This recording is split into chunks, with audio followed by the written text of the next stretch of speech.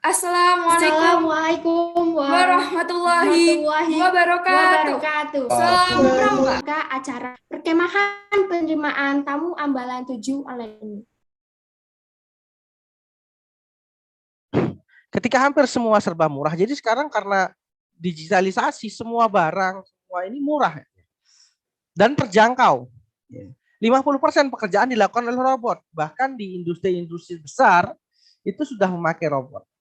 Seperti industri kendaraan, ya, kemudian industri pembuat roti dan lain sebagainya itu sudah menggunakan robot. Dan dunia dipenuhi oleh orang-orang yang they have, ya, semua punya, tidak ada yang nggak punya.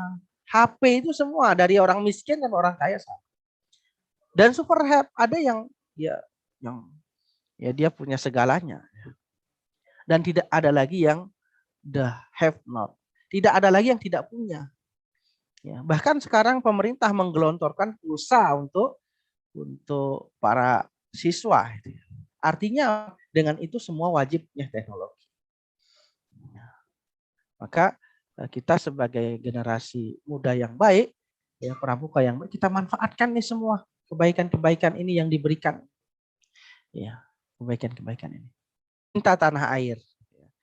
Nah, bagaimana cinta tanah air di era digital ini, ya, lingkungan hidup, kewaspadaan nasional. Jadi ketika kita memasuki dunia digital ini, ya, kecintaan kita kepada tanah air ini harus kita tumbuhkan. Lingkungan sekitar, jangan di rumah saja. Nah, kita ke lingkungan sekitar kita lihat ada nggak orang yang tidak makan hari ini. Seperti bagaimana Rasulullah SAW mengajarkan, sebagaimana Umar juga sering keliling sekitar rumahnya. Ini orang-orang pramuka itu. Jadi tugasnya kita itu jalan-jalan sambil bawa foto. Siapa tahu ada yang bisa dibantu. Kemudian kewaspadaan nasional. Nah, di era digital ini kita juga harus waspada. Jangan-jangan ketika kita asik bermain digital, ya, data kita disadap, ya, semua data pribadi kita, bahkan nomor ATM kita dan lain sebagainya disadap, sehingga kita tidak punya privasi sama sekali. Hati-hati kita dengan perkembangan ini. Ya. Kemudian wawasan tanah air diperbanyak, ya, lagu kebangsaan, ya, nasyid yang baik. Ya. Kemudian mencintai produk dalam negeri. Nah, adik-adik semua mungkin sudah pernah diajari ketika kecil, mencari produk-produk dalam negeri atau mencari produk halal yang ada label MUI-nya. Ya, nah nanti itu bisa dilihat gitu ya. Ya, dilihat, dicari bagaimana sih produk dalam negeri ada label halalnya dari. Nah, ini tugas kita dalam mencintai tanah air di era digital. Ya, nah ini, ya, kemampuan yang harus kita miliki. Fisikis, renungan, sandi penegak, pembiasaan, budi pekerti, sikap dan lagu ini biasa harus kita punya. Ya, fisikis ini ya. Nah, ini orang dulu dengan sekarang juga sama. Harus kita punya. Dulu orang duduk, sekarang orang di depan laptop. Ya. Dulu orang mau belajar bareng-bareng, sekarang sudah ada seminar. Ya, dulu orang belajar ujian itu sendiri-sendiri, sekarang ujiannya online. Ya. Fisik bagaimana? Olahraga, hidup sehat, bersih, outbound, ya, itu harus berbaris-berbaris, harus bisa halang rintang. Ya, ini harus kita latih. Ya, penjelajahan. Jangan sampai ada anak pramuka ketika pulang dari sekolah dia nggak tahu kemana rumahnya. Atau ketika di rumah mau ke pasar dia nggak tahu di mana pasarnya. Jangan sampai itu kan. Ya. Kemudian berkemah, mendaki gunung dan sebagainya. Ini akan, ya, hilang trennya, tapi kita karena itu ada pelajaran buat kita, maka kita harus melaksanakannya. Nanti ketika, ya, offline nanti kita akan mudah-mudahan bisa bersama dan melaksanakannya dengan baik. Ya, itu ya. Ini kemajuan teknologi.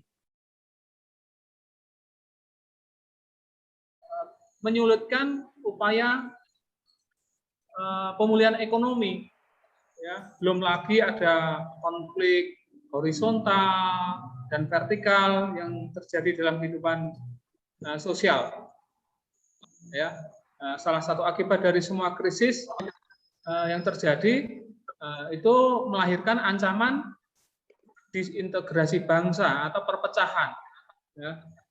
Apabila melihat bahwa bangsa Indonesia merupakan bangsa yang plural, ya, majemuk seperti ini, ya, beragam suku, budaya, daerah, agama, berbagai aspek politik lainnya, serta kondisi geografis negara kepulauan terbesar ini, ya, semua ini mengandung konflik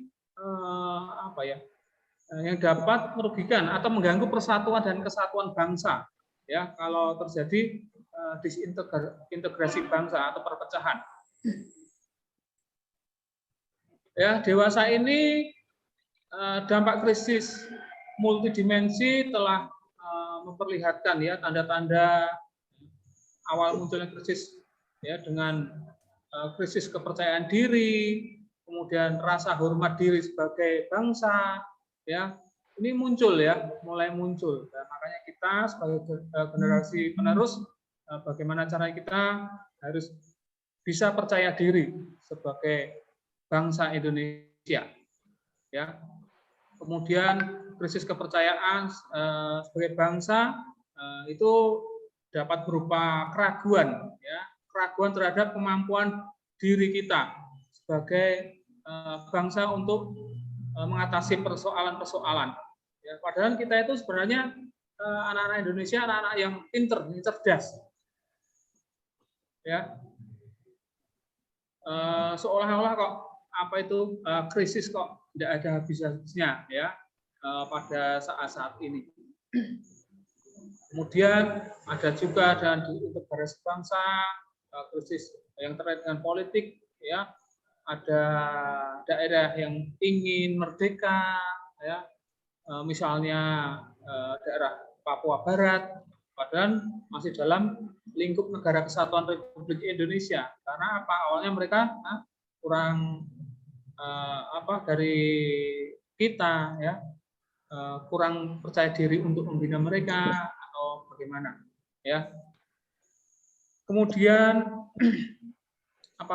apabila krisis politik dan krisis ekonomi ini sudah sampai pada kepercayaan diri, maka eksistensi, ya, bangsa kita ya bisa dipertaruhkan, sedang dipertaruhkan, ya. Maka sekarang ini adalah saat yang tepat, ya, untuk melakukan reevaluasi terhadap proses, ya, terbentuknya karakter, ya, karakter sebuah bangsa, ya, lewat siapa? Ya, lewat adik-adik, ya, generasi muda saat ini, ya.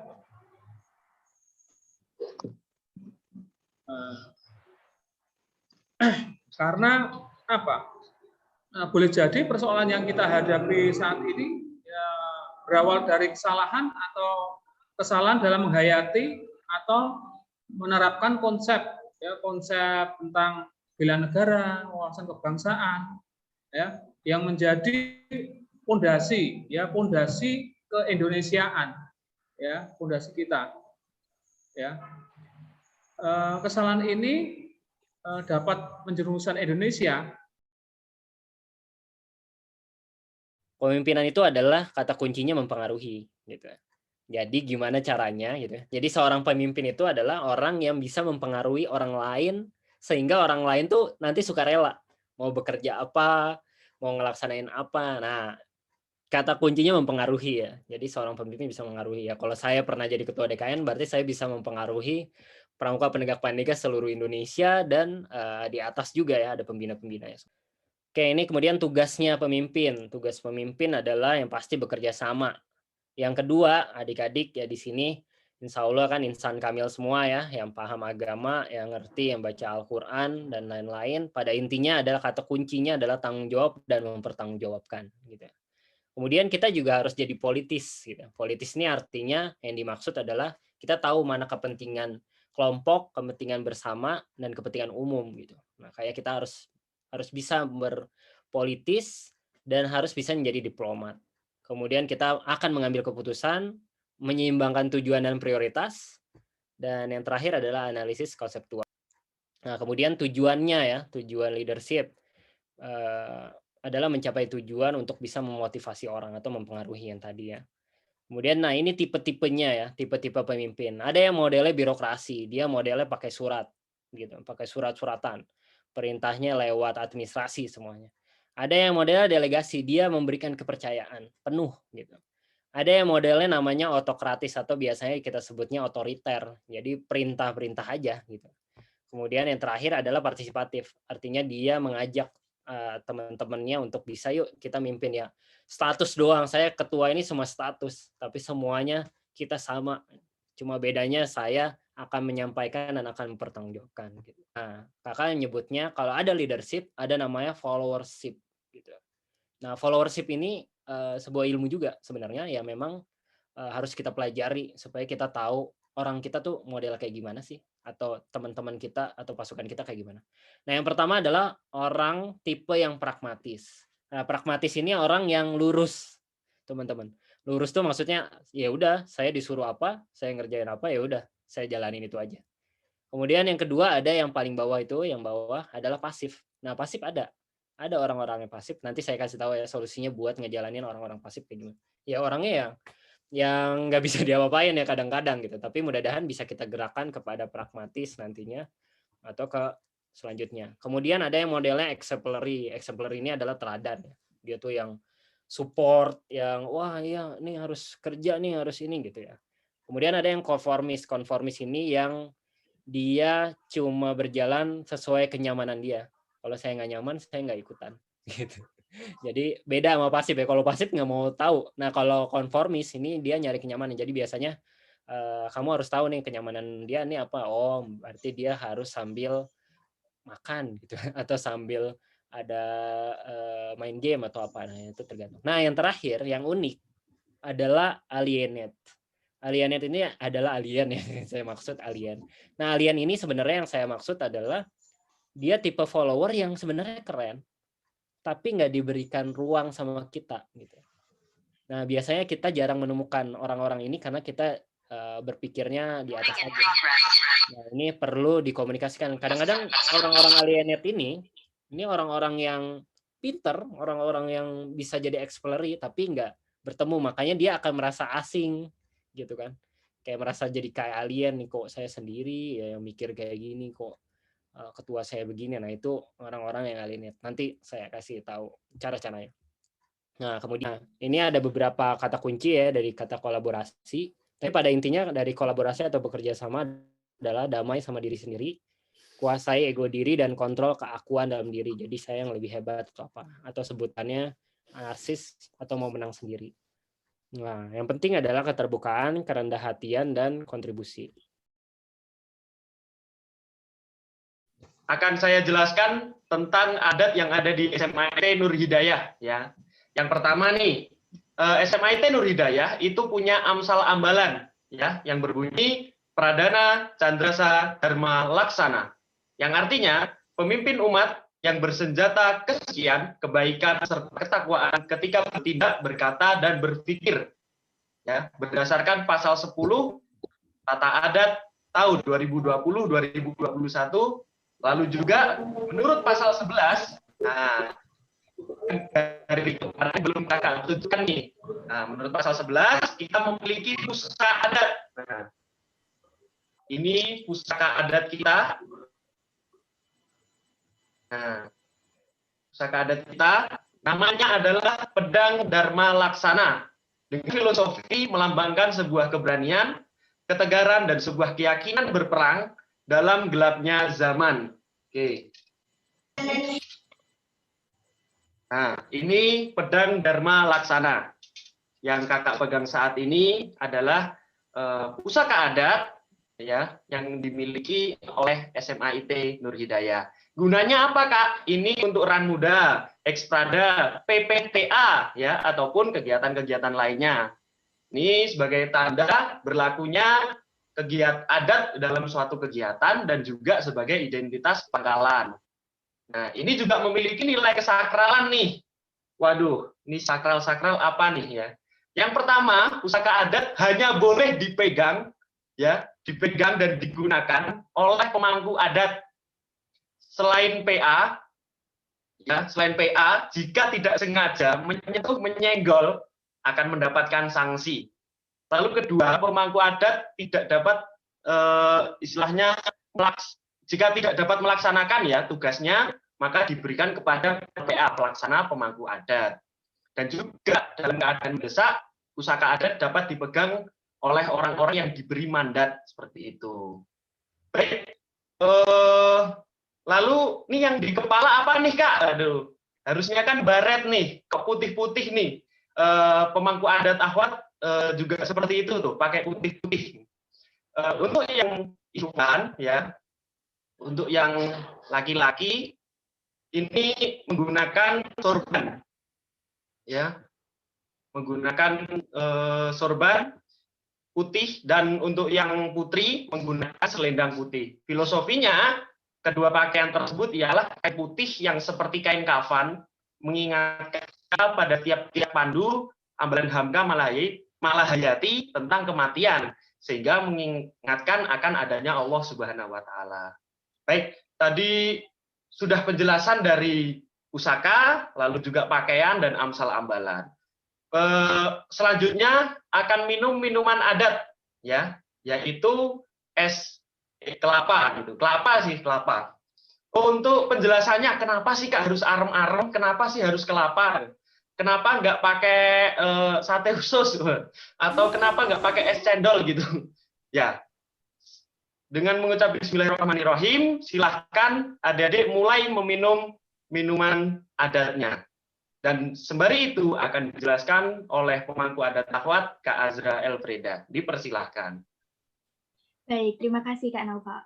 Sebelumnya nih, kita mau jelasin dulu kenapa sih kita untuk memilih makanan dan minuman adat berupa kelapa atau degan dan arem-arem. Nah, ini udah filosofinya nih. Sebelumnya, pengertiannya dulu, dari makanan atau minuman adat itu adalah makanan atau minuman khas dari ambalan Hamka dan Malahayati sebagai ciri ambalan itu sendiri, dan dari kesepakatan bersama. Nah, kebetulan kami menyepakatinya berupa arem-arem dan kelapa muda. Filosofinya adalah arem-arem itu gimana Kak Noval? Nasi yang dibungkus dengan ati, sambal, dan nanti dibungkus dengan daun hijau, itu melambangkan sebagai kesederhanaan yang dibungkus dalam kesempurnaan, seperti itu. Nah, kalau dari minumannya sendiri, kenapa kelapa muda?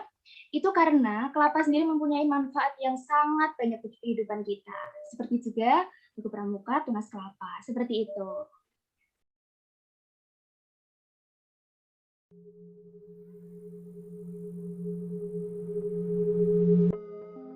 Pramuka itu mengajarkan kita untuk menjadi lebih disiplin. Pramuka adalah singkatan dari Prajamuda Karana yang artinya pemuda suka berkarya. Buat aku, pramuka itu adalah simbol kedisiplinan. Karena di dalam pramuka kita diajarkan untuk selalu disiplin, rapi, bersih, dan taat peraturan. Selain itu, pramuka juga mengajarkan kita akan kekompakan, kerjasama, dan kesabaran.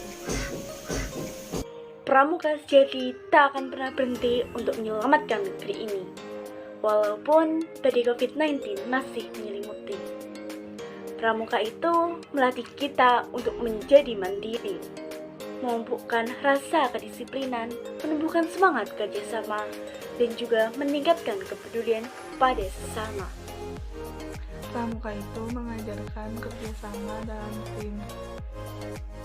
Menurut saya, pramuka adalah suatu organisasi yang mengajarkan pentingnya bertanggung jawab, belajar menjadi pemimpin, dan arti sebuah persahabatan. Pramuka itu semua tentang kebersamaan, tentang bagaimana kita berbagi satu sama yang lain, menghargai satu sama yang lain, dan tentunya juga di dalam pramuka kita belajar tentang kepemimpinan. Pramuka itu organisasi yang semua orang hidup, dan bisa saling berbagi satu sama lain, saling menghormati, bahkan temenan tanpa pandang kasta. Di sana juga kita bisa melatih jiwa kemandirian kita, kepemimpinan, jiwa tanggung jawab, dan di sana juga serunya kita bisa dapat banyak banget cerita yang mungkin kita nggak bisa temuin di tempat lain. Pramuka merupakan singkatan dari Prajamuda Karana yang memiliki arti jiwa muda yang suka berkarya, kepramukaan adalah sistem pendidikan kepanduan yang disesuaikan dengan keadaan, kepentingan, dan perkembangan masyarakat dan bangsa Indonesia. Apa sih itu pramuka? Pramuka itu organisasi yang menggerakkan kepanduan proses pendidikan formal dalam pembentukan karakter generasi bangsa. Pramuka itu aku, kamu, kita. Pesan pramuka di SMP, pramukanya bagus, jalan terus, kreatif, dan makasih banget buat kakak pembina yang sudah mengajarkan tentang apa itu pramuka. Kesannya pramuka itu menyenangkan. Pramuka itu seru kok, bikin kita jadi lebih semangat, terus jadi lebih mandiri, dan juga kerja sama tim. Ya walaupun saat kita berpendapat ada yang kurang serak sama pramuka, dengan cara itu kita dapat menentukan hal yang lebih tepat. Dan kita juga nggak boleh egois nih untuk mementingkan kepentingan kita sendiri. Kita harus mementingkan kerja sama tim. Dan untuk pesanku, lebih semangat ya kalian. Dah. Untuk pesannya, tetap semangat, anggota pramuka itu banyak. Tapi orang-orang yang berjiwa pramuka itu sedikit. Oleh karena itu, jadilah anggota pramuka yang memiliki jiwa pramuka, karena saya yakin dengan mempelajarinya, maka ilmu yang didapatkan pasti akan berguna di kemudian hari. Selama mengikuti pramuka, saya mendapatkan banyak pengetahuan dan wawasan. Selain itu, saya juga mendapatkan banyak teman. Harapan untuk pramuka kedepannya, semoga bisa lebih banyak melahirkan generasi yang bertanggung jawab, berkarakter, serta tetap berpegang teguh pada ketuhanan yang Maha Esa. Harapan saya untuk pramuka Indonesia, semoga kedepannya bisa terus menghasilkan generasi-generasi emas, pemuda-pemuda Indonesia yang bisa membanggakan bangsa dan negara. Semoga pramuka kedepannya dapat meroket dan melahirkan tunas muda bangsa.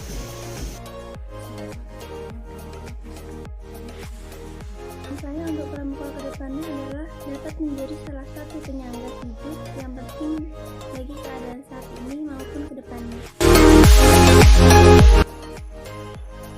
Terima kasih kepada kakak pembina dan juga kakak Ambalan yang telah membimbing kami. Kegiatan pramuka di SMA IT Nur Hidayah sangatlah asik. Kakak Dewan Ambalannya pun sangat menginspirasi. Ada banyak hal kisah kemah online PPTA 2021. Contohnya, materi webinar yang dibawakan sangat menarik dan memotivasi kami untuk bersemangat membangun kebiasaan terpuji.